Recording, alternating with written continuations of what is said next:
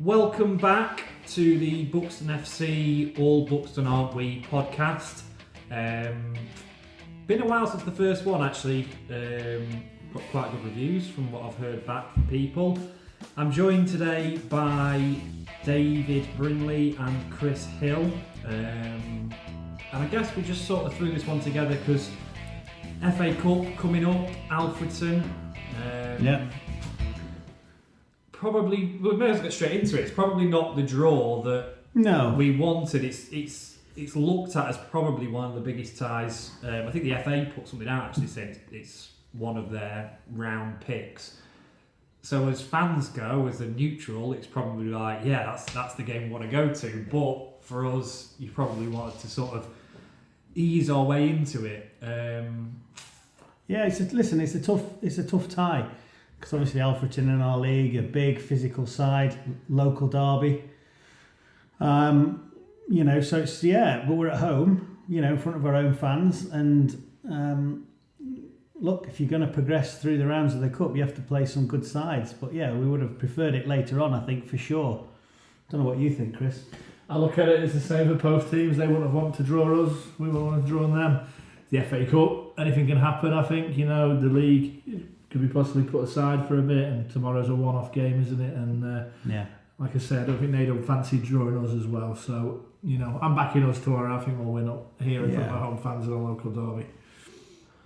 I think the first thing on this game, I guess we'll start recent and what's the start of the season, where we're up to, and then obviously the big thing is obviously talking about last year and how memorable of an FA Cup journey we had. Scott Bowden announced this week. Great signing. Yeah, Scott. Listen, Scott's, for those that don't know much about him, he's a great character. So not only on the pitch has he, had a good career.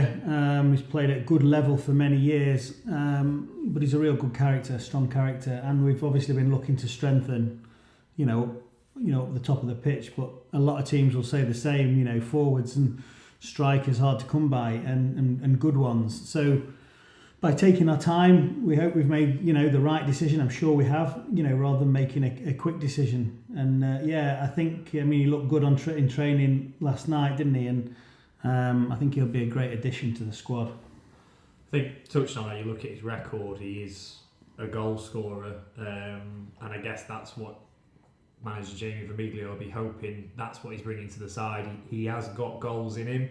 He's got experience. A lot of years in that National League scoring goals, and that can only be a positive thing, surely, for a player coming into the squad. Yeah. Listen, he's scored goals, and he's scored goals at a higher level. Obviously, his record at Chesterfield is the one that stands out. He scored a good chunk of goals in his two spells there. But obviously, last year he got into double figures in the league above from a side that, in Boreham Wood, that had a great FA Cup run and were right near the top of the table for most of the season. So, quality player. And look, sometimes when you move clubs, it's obviously just not worked out at York. And, through our relationship, with those guys amongst other clubs, an opportunity presented itself. And, and he's a player that we've looked and tracked for some time, as you know. So, yeah, it's exciting. And I think he's going to be a player that will really enhance what we've got here and be, like I've said, that experience, that character, those leadership qualities, that guile that he's got as a footballer, will help us hopefully tomorrow in the Cup and for the rest of the season. And I think onto others, obviously we've brought in Zach Durnley, former Halifax Town forward, bit different to Bowden. He's got that ability to play in a few different positions. Yeah. Again, can score goals. And obviously Luke Burke was signed. That's a season-long loan from Fylde. Both of them obviously went straight into the squad Tuesday. That was a last-minute. A little bit of two-sided, a bit of mind games, throwing two extra players that obviously Boston weren't going to be aware of. And that's a good point, Danny. Look, in terms of we obviously spend time and follow social media stuff, but some of the times with announcing players is strategic because we want to leave it as late as we can, so the opposition don't know the team we've got and selected. And and there was a little bit of that on Tuesday night. But yeah, Zach's, good lad. Like you say, can play in a few different positions. He's hungry. Obviously, he's got great pedigree from his early days at Manchester United. And Luke was somebody, in terms of a fullback and somebody with his qualities that can play pretty much anywhere across the back line, albeit, he's a right back. A bit at Wigan and obviously more latterly, a good few years at Fylde, was somebody that would strengthen the squad. So, really, really chuffed to get both of those lads in. And obviously now we're starting to get to a position where we're getting our squad built and settled, and we really know what we're working with in training, as opposed to sort of trying to keep bringing lads in through the door. Yeah, I guess touching on, obviously we have now got a large squad. Numbers are looking great. Players starting to come back from injury. Obviously, we're not going to touch on that too much again, obviously, because there'll be players involved tomorrow, hopefully, that have spent a couple of weeks on the sidelines. Obviously, strategically, it's been a frustrating start to this season. Obviously, the changes and then the injuries have just been, fans can see that from the sideline. Yeah. Jack Mackay with just such a unfortunate injury to his ankle. Hopefully he's not too long out. James Hardy-Gilly, couple of little niggly. Yeah, we've got frustrating. It is frustrating, and look, we're not going to sort of cry over spilt milk, and we have got some lads back tomorrow for the game against Alfreton, which is great. But the good news on some of them is that Gilly's not going to be as long as we thought. And obviously James Hardy's come back into contention as well. So it's heading in the right direction, and that's probably why.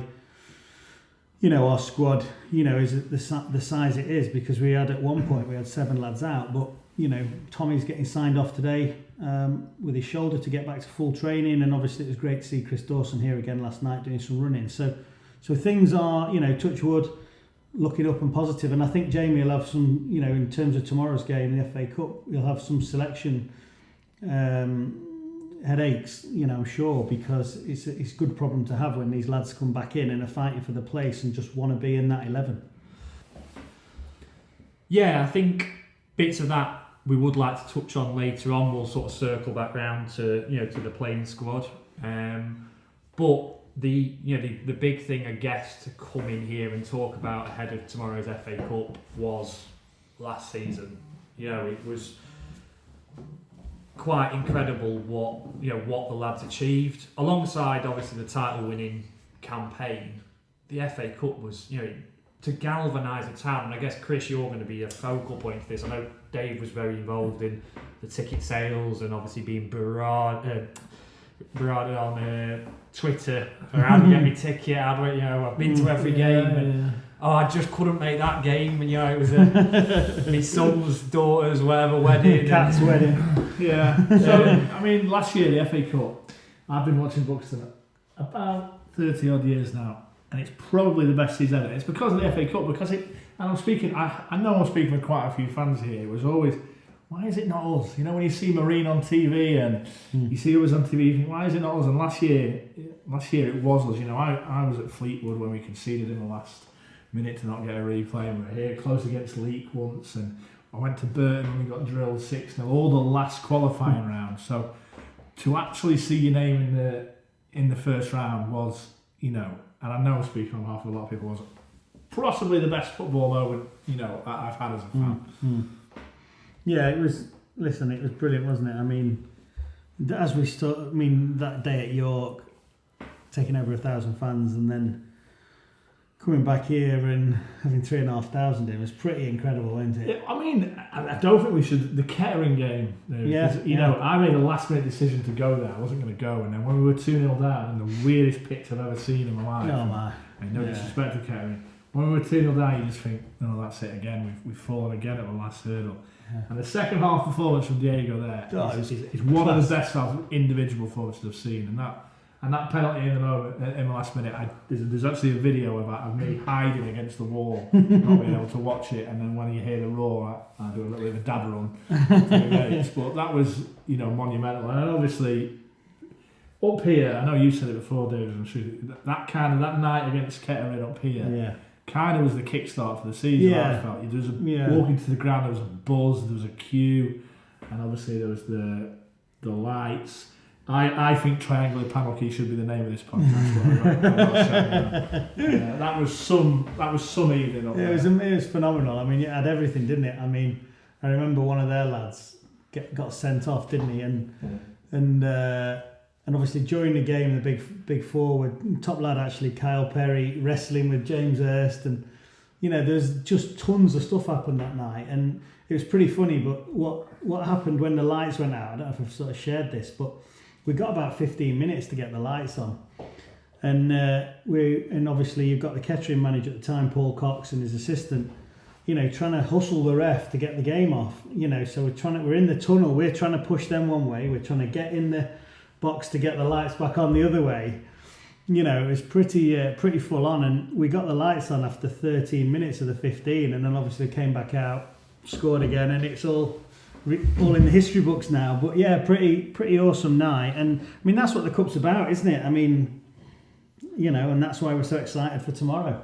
I think going back because we've jumped a few games there because obviously it's memorable. But when you actually think back, going right back to Sherwood Collieries away, good show. Getting such an unknown prospect down there, and in being frank about that game away from home, like obviously we came back here, we did the job, we won, sort of convincingly, but away at their ground, that was not, we took the lead comfortably, and we looked, and then they hit with pace. Yeah, and we were on the ropes. I mean, at 2-2 there, we were struggling. I mean, they had some chances, and I mean, it was we could have been out. I mean, it was simple. I mean, but to be fair, I mean, we had an odd chance ourselves late on, but they had us when they got back into the game.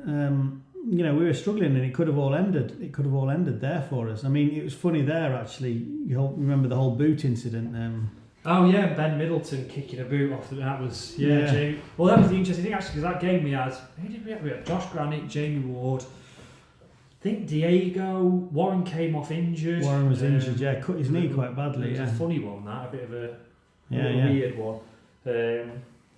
Well, yeah, but great people down at Sherwood. I think that was the thing as part of that memory. So we went, down there. I think that was the starting point, and we had a pre-season friendly with them this year, and just good people that not only are we making memories for the fans, but we're making good friends with clubs, because the FA Cup sends you to all these. I think that was the other frustrating thing with Alfreton. We're going to a club that obviously we will see this year. Yeah, and somewhat.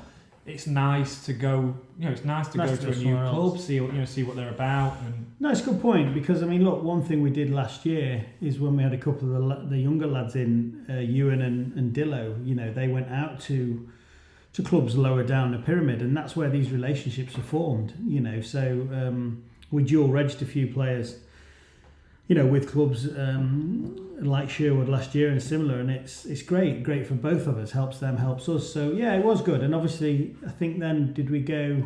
We were either. So this Rushall this Olympic is my next. sticking point. Was it Rushall? Rushall next. Yeah, and so Rushall up here. Yeah, that was an interesting one, because obviously we spent many years. I remember going down to Rushall Olympic. Yeah. They've had a 3G since though, but that used to be Land of the Giants and a proper old tussle down there. Yeah. I'm thinking back to the days when we had Liam Hardy and them lot playing still. Liam Hardy's fairly recent. He's, we stuck around for a while, but we just had Sean Tooton, Craig King, even watching Michael Towie and them lot down there, to be honest. And obviously eventually they got sort of moved into the southern version of the Northern League, however that works. But again, a nice one to It was a good one. Yeah, I mean, listen, and that should have been a tougher game, shouldn't it? I mean, on paper, they're in a similar league, albeit in the south, and they had a good year last year, so that should have been a tougher game, and similar to probably the next round at the City of Liverpool, where you think, oh God, that could be a bit of a banana skin going there. You just don't know. But we came through both of them with relative ease, didn't we? I think. Yeah, without injuries, without trouble, and that's one of the big things that's nice about the cup win. And I think that's how we keep moving forward now. As we go through the other games, obviously now we've spoken about the Kettering game. Again, we went in with a full strength squad, which was good. Kettering away, obviously you guys have spoken about it first then, but I remember little bits of that. Obviously the first half didn't go to plan, and the character of the team, to turn that around. And I think that was an added bonus to the whole campaign in general. The lads you know what? I think there was one moment in that game. I don't know if you remember it. Just after half time, when Theo made a great save from a corner, lad shot it fairly tight angle, and Theo tipped it over. And at that point, you're 2-0 down, you come 3-0 down, and your game over. And he saves it. And then obviously we get a goal, and then obviously the second one comes right at the end. But there's little moments like that just turn games and turn your fortune. And for me, that was a big save from Theo, right? At that moment. So it's funny actually. I collared Diego after that Kettering game. I said, "Were you nervous taking the pen?" And he said, "Well, to be fair, if I'd have missed it, I was getting released." So. No, but it's the sort of characters you want on those sort of things. I said to who was the other one? I said to Jamie Ward. I said, "Would you have taken it?"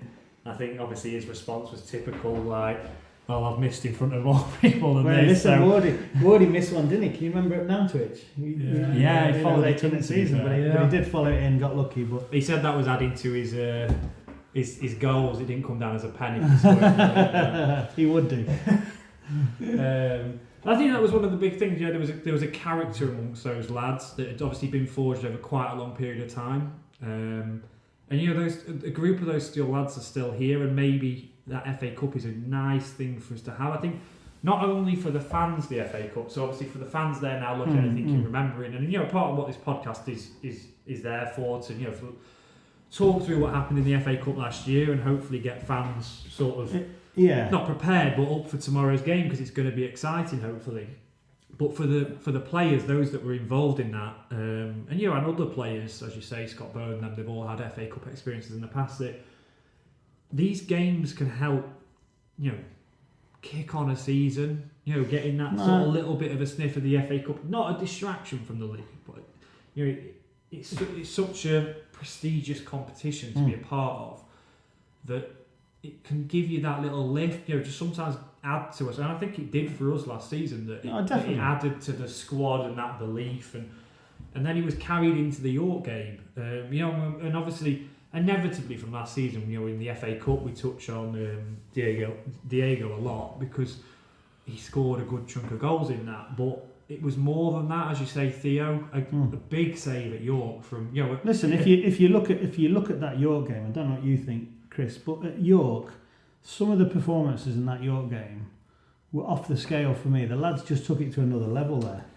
Yeah, I just said that was possibly the best day I've had watching the Buxton. Yeah, it's like we matched it. We never ever looked like we were the league below. I know they weren't in a great place then. I always say we saved York's season really, because beating them, they're now in the conference because they got rid of all players and the manager after we beat them. But that day, Dawson was brilliant first half, Ward was excellent, keeper was excellent, Diego was good, subs were right. It was, we were fantastic that day, and that, we didn't look like we were the league below. We were the worthy winners on that day. That's a good point on the subs actually, because if you remember, I think Chambo came on quite late, didn't he? Came on, and pulled the ball back for the goal, but he came in and played out wide. Yeah. So out, normally his sort of strongest position straight down the middle, and he's out wide, and that was where Warren was like left wing, left sort of wing back and left side, but absolutely, that's a funny one. Obviously, Newton has to come on this podcast at some point, and we need to talk about that performance against Warren. He'll tell you in his words, and obviously he's got some funny bits from that day. Obviously, he was absolutely chucked under the bus that day. Just back from injury, thrown in against possibly. I think they told him. To be honest, I think they told him, and he'll tell you this. I'm sure they said, "Oh, you'll be up against Jamie Ward today." Yeah. Obviously, he's clever going one way, but he's not. He's not blessed with pace. If you read the game right, obviously, because that is Ward. He was that clever. He'd get away from players before they even knew what they were doing, and obviously Newton's got the experience to deal with that. But someone like Warren, who's just blistering pace, you can't. Sometimes you can't account for that. And they'd know nothing about Warren York, would they? I mean, they'd know very little, because at that stage, it's interesting. Given that we're now in the National League North, all the games are recorded, they're put out there, the highlights are out there. You can see about players. You couldn't back then. We're unknown. Yeah, I think on that, I mean, I don't think we should ever overshadow that York game. Just like that, being able to watch it back on Match of the Day was nuts for a fan. It's like there's Buxton on TV. There's my team on TV. That day it was perfect for everyone. Obviously, the players have got their moment of they were on the front of the non-league paper and all that. It was great seeing the chairman on there and all the directors for all the effort they've put in, the management. But as a fan, in my role now, the day for the fans was unbelievable. At the start, I remember standing there going, people just kept coming in with turnstiles. I'm like, how many are here from Buxton? Yeah. It was unreal. And then at the end, I mean, I'm not ashamed to say I had a little tear in the eye, and I turned to my mate who had been watching him, and I went, this is not. And it was people like Tony Tomlinson, Kev, Norman, people like that. You think, I'm so happy for them who've seen that. It's just the kids who think it's normal every time. I actually sitting down in school going, this does not happen. For the fans, that was so special. And then you go on social media after, and people who weren't Buxton fans were, because Jeff Stirling read it out on Soccer Saturday and everything, and you thought, this is Buxton on everything. It was, and then I don't know how many times you've watched that goal at York. I reckon my YouTube count was up to about 8,000. And there's that video.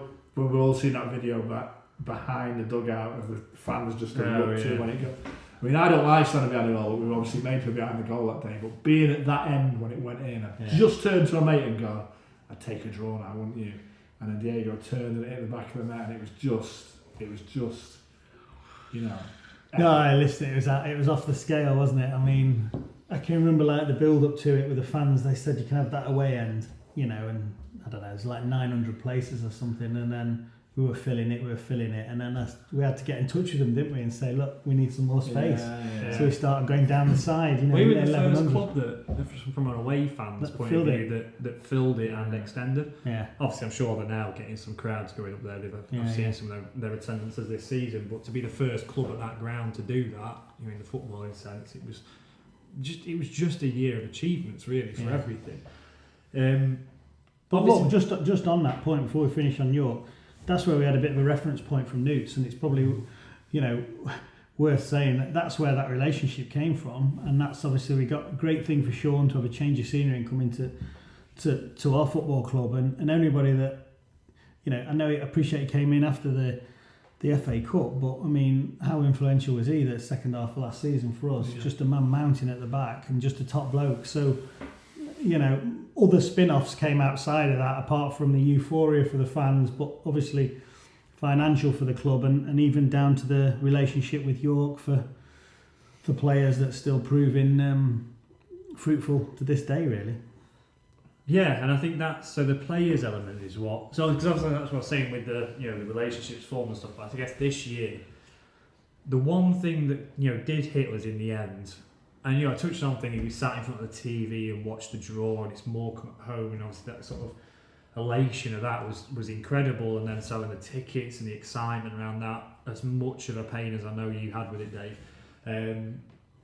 But realistically, and it's one thing maybe for the FA Cup that's a frustrating part for the for the teams that come in it so early, that if you do have such a good run in it, we played 4 or 5 games leading up to that point at least. Morecambe, that was their second game in the competition. We went into it and we had, so obviously Josh Granite got his suspension, which we did our best to try and overturn. Obviously it's always difficult at our level again because of the video element to it. In the Premier League you've got 20 different angles of an incident and then show to them.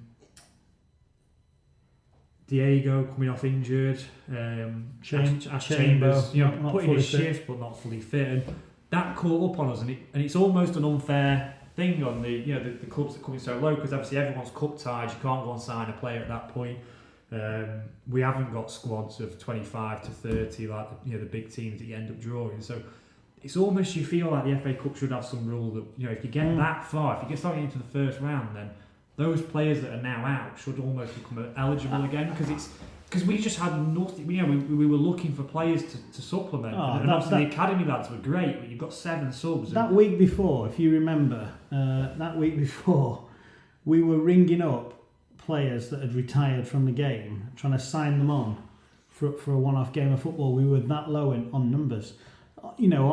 Straight up. Yeah.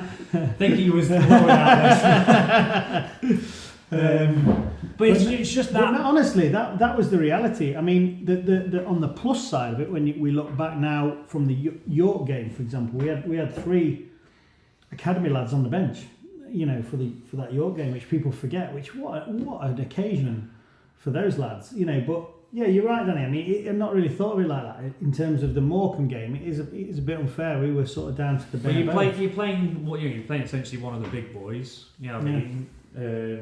They had one injury concern, which was their top striker, but they've still got a League 2, League 1 striker.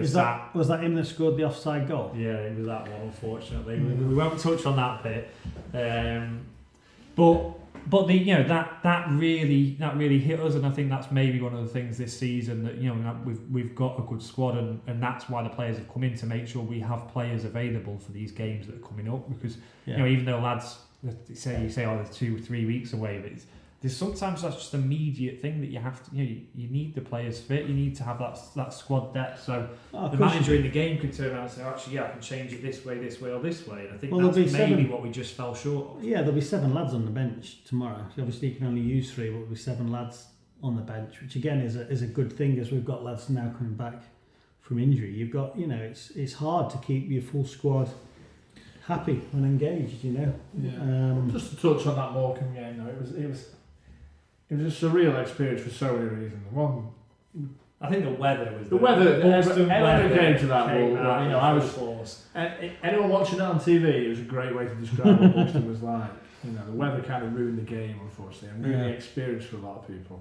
But just the fact, and I know we haven't really touched it because it's so common knowledge, but the fact we were, again, I'm speaking from a fan's point of view here, which I know you two are as well.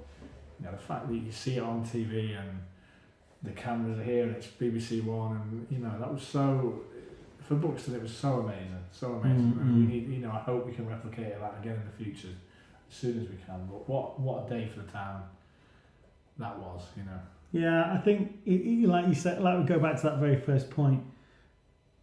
Would we have chosen Alfreton out of the hat? Of course we wouldn't. But like you say, Chris, they wouldn't have chosen us.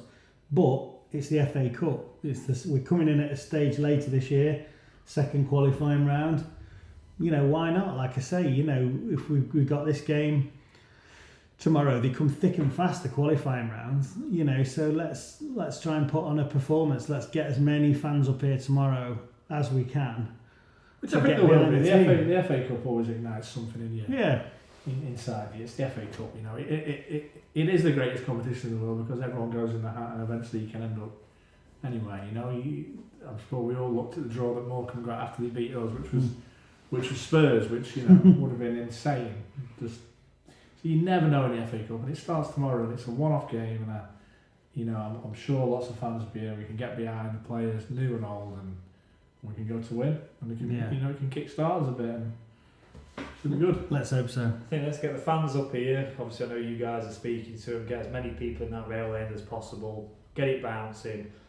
Push the lads on, because I think that's a big thing. Get the crowd behind the lads. Let's hopefully go and score some goals. Hopefully get to see the new lads in action like Scott Bowden, etc. And let's kick the season on now. And the fans are such a big part of that, and that's what they proved last season. We need fans are fans to come up. Massive part of it, and they've been great this year. I mean, even we've had some long away trips. We would have had another long one, Kings Lynn, but that's been rearranged for a Tuesday night. But they've been great, the fans. But yeah, let's look forward to tomorrow and hopefully the start of another FA Cup journey. Brilliant. Well, thank you very much, the both of you, for joining us. We will see you all here, 3:00 kick-off, Saturday the 17th, the FA Cup versus Alfreton. Cheers, Danny. Cheers.